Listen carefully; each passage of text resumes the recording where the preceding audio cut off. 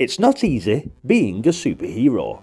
You stand out in a crowd, attract attention to yourself, and have to beat off admirers. Underwear Man is one such crusader, but unfortunately he takes things a bit too seriously and attacks anyone that comes near him. You might be thinking, wait a minute, I've seen this game before and it wasn't called Street Hassle. Well, you're probably right, as this game is also known as Bop and Rumble and Bad Street Brawler. But here in the UK, I only initially knew it as Street Hassle. The only seemingly bit of difference between Street Hassle and Bop and Rumble is the protagonist's hairstyle. Headbutting gorillas never gets old in all variations of the game, as does pummeling old grannies. You take control of the protagonist and battle hordes of weird and wonderful characters, individually at first, and then in groups on the higher levels. Although you're not exactly defenceless, and you have an array of simple kicks and punches and some special moves, including the deadly ear tweak.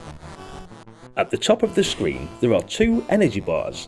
The first denotes your energy level and remains on the screen throughout the game, while the second appears only when an opponent draws near.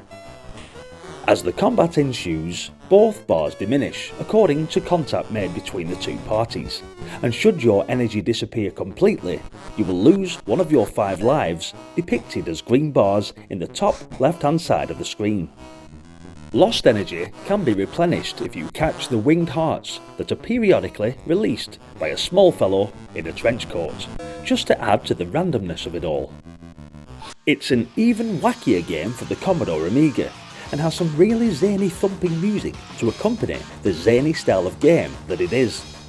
The main character puts on his sunglasses, turns on the music, and moves to the city seeking justice and a day's worth of granny bashing, all because he couldn't get enough sleep after a full night partying due to the early morning activity of all people. Crazy times. Unlike the other versions, the Amiga version was not an official release by Beam Software and Melbourne House. It was instead made by the Polish company World Software, whose developers enjoyed Bad Street Brawler so much they decided to make their own version for the Amiga, using, among others, sprites ripped from the ZX Spectrum version. Admittedly, I don't completely understand why the heavily muscled hero wears sunglasses, yellow shorts and wrestling boots in the Commodore 64 version, or why he's beating on old ladies, blind men, gorillas and big doggies. But the repertoire of fighting moves, and let's not forget, the dog pat, just add to the crazy humour of this game. At least, cleaning up the streets seems to be your excuse, as all you seem to do from stage 1 onwards is beat up little old ladies who will call you brutes in their speech bubbles. It may seem easy beating up these people, but believe me, it's the exact opposite sometimes. The grands get harder as you progress, and the blind men have got a wicked swipe on their white sticks, which have more of an appearance as swords, to be fair. Street Hassle is a really fun game. The graphics are highly amusing, and the gameplay has more depth than most of the beat-em-ups I've played. The main element to this game has to be the humour, with plenty of laughs as your hero battles a series of wacky characters with his arsenal of even wackier moves. A brilliant laugh, slightly lacking staying power, but fun nonetheless.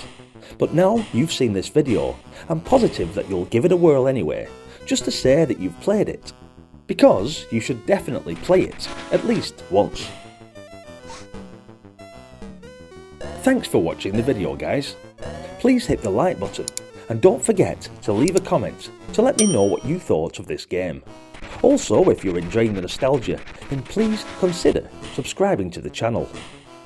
There's plenty more to come, and a ton of Commodore 64 titles on the playlist to maybe unlock some memories with. Hopefully, I'll see you in one of those videos. Until then, bye for now.